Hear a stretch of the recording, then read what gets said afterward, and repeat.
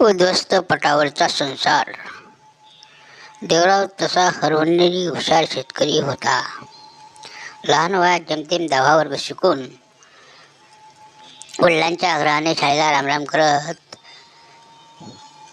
शेती कामाला लागलेला होता. साधारण 1970 ते 80च्या दशकात कोणतीही शिपाई बदलासाठी शहरात नोकर भरती व्हायची याची माहिती कोणी कोणाला देत नव्हतं. ज्या नेते मंडळींना माहिती होती ते राजकारणाचा मुद्दा ठेवून गप्प बसायचे. अशा अनाडी राजकारणात देवरावच्या जीवनाचे कधी 12 वाजवले गेले हे त्याला कळले नाही. कारण तो एक उत्कृष्ट धावपटू आणि खेळाडूसुद्धा होता याची जाणीव त्याला नव्हती.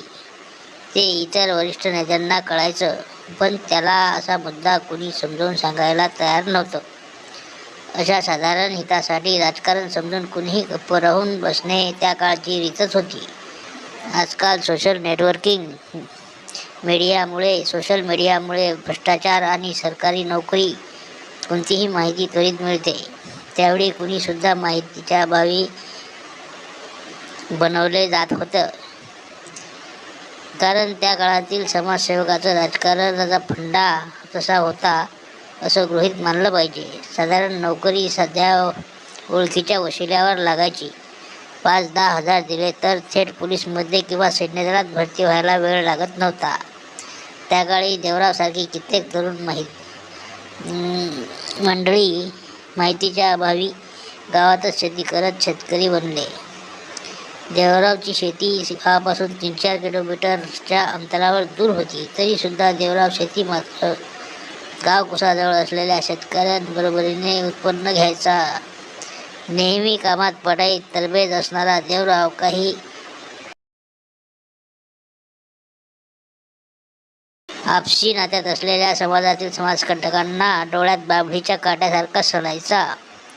कधी गावात ग्रामपंचायत सदस्य किंवा सरपंच होऊ देणार नाही याची सल मनात ठेवून टवाळखोर राजकारणी अडथळे निर्माण करीत होते याची जाणीव साध्या भोळ्या देवरावला नसायची. आता जीवनचरित्रार्थ चालत असलेला देवराव त्याच्या मुलाबाळांची फार निगराणी ठेवून जपून राहायचा. स्वतः मात्र जीवाचे दान करून शेतीत कबाळ कष्ट करून बायकोसह सर्व परिवार एकटाच सांभाळायचा. अशातच वयाच्या 65 वर्ष पूर्ण करीत असताना त्याला असह्य रोगानं गाठलं. तेव्हा त्याला धीर द्यायला कोणी नव्हते. त्याचे 2 भाऊ आणि वडील काही वर्षापूर्वी देवाघरी निघून गेले होते.